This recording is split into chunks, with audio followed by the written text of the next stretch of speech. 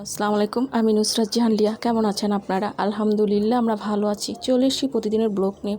আজকে চলে এসেছি আমি ঘরে থাকা মশলা দিয়ে একদম সহজভাবে কাচ্চি বিরিয়ানি।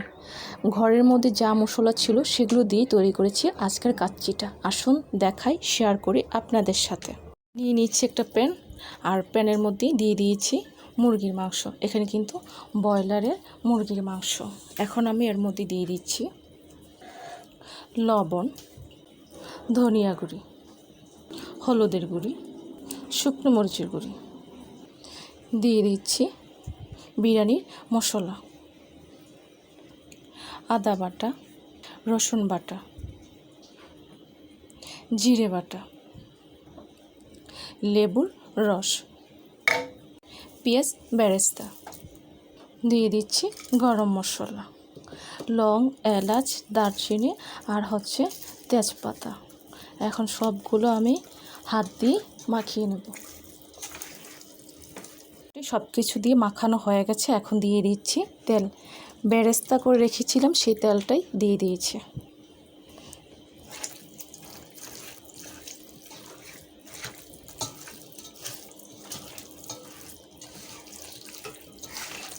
এখন আমি এটা রেখে দেব 30 মিনিটের জন্য।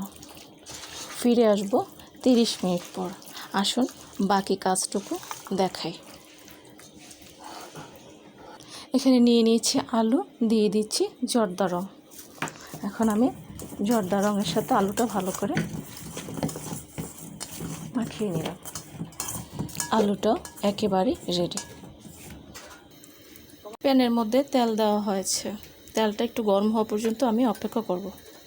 তেল গরম হয়ে গেছে। এখন এর মধ্যে দিয়ে দিচ্ছি আলু।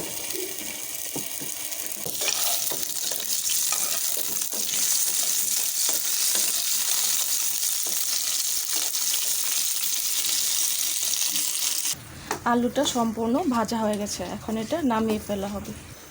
ম্যারিনেট করা মাংসটা চুলোর মধ্যে বসিয়ে দিয়েছি। এখন আমি এটাকে ঢেকে দিয়েছি।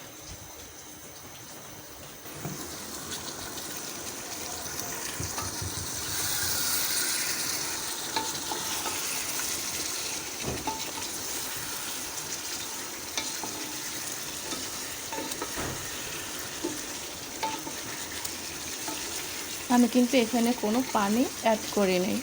মশলা থেকেই পানিটা উঠে আসছে।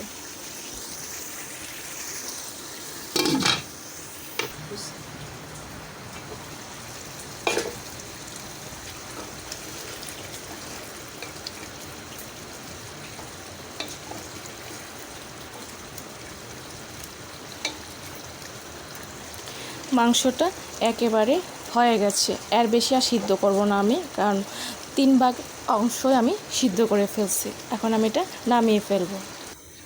কড়াইয়ের মধ্যে অনেকক্ষণ আগে আমি পানিটা বসিয়ে রেখেছি। পানিটা ফুটে আসছে। দিয়ে দিচ্ছি তেল,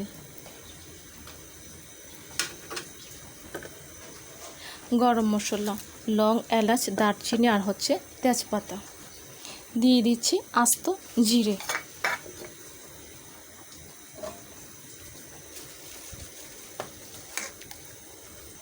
দিয়ে দিচ্ছি লবণ। পানিটা ভালো করে ফুটে আসবে। পানিটা ফুটে আসছে। এখন এর মধ্যে দেওয়া হচ্ছে নর্মাল যে আমরা পোলার চালটা খাই, সেই পোলার চালটা। সম্পূর্ণ চালটা দেওয়া হয়ে গেছে।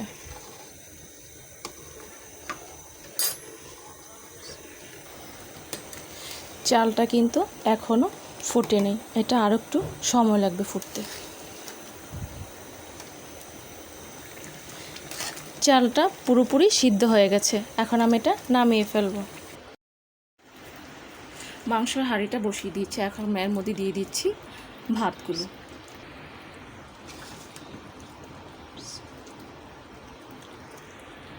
সম্পূর্ণ চালটা দেওয়া হয়। দিয়ে দিচ্ছি জর্দা রং। জর্দা রংটা আমি পানির মধ্যে গুলিয়ে তারপর দিয়েছি। দিয়ে দিয়েছি পেঁয়াজ বেরেস্তা, দিয়ে দিচ্ছি মিঠে আতর।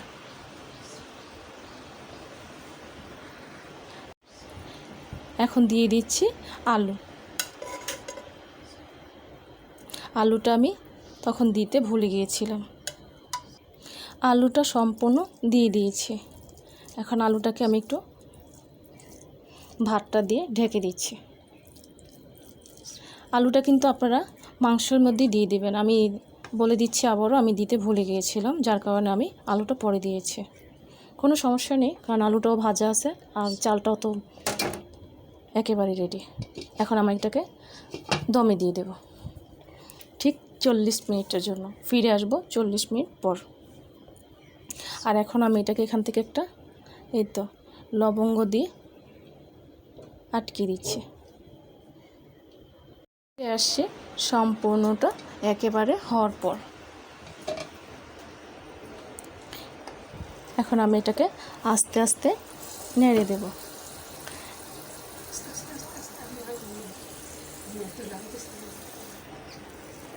এটা কিন্তু এখন সম্পূর্ণটা মেশাতে হবে, না মেশালে কিন্তু হবে না।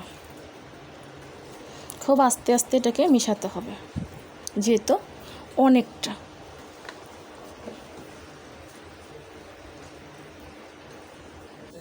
সম্পূর্ণটা একেবারে মেশানো হয়ে গেছে। যেহেতু কাচ্চি, তো নিচে থেকেই সব কিছু থাকে, ভালো করে কিন্তু এটা মেশাতে হয়। একেবারে রেডি। এখন আমি এটাকে নামিয়ে ফেলবো। রেডি হয়ে গেছে চিকেন কাচ্চি বিরিয়ানি। চিকেন কাচ্চি বিরিয়ানিটা একেবারে রেডি। আর আমি একদম সহজভাবে করেছি, অল্প কিছু মশলা দিয়ে, মানে বাসার মধ্যে যে মশলাগুলো ছিল সেগুলো দিয়েই করেছি। আশা করি এরকম করে একদম অল্প কিছু মশলা দিয়ে ঘরেই বানিয়ে নিতে পারেন কাচ্চি বিরিয়ানি। বাসায় মেহমান আসলে কিংবা বাসার সবাই কিনেও খেতে পারেন এই বিরিয়ানিটা। আশা করি আপনাদের খুব ভালো লাগবে। ভালো লাগলে কমেন্টস করে জানাবেন, সাবস্ক্রাইব করে দেবেন, আমার পাশে থাকবেন আর আমাকে অনেক অনেক সাপোর্ট করবেন। আজ এই পর্যন্তই। সব ভালো থাকেন, সুস্থ থাকেন। আবার আসবো। আল্লাহ হাফেজ।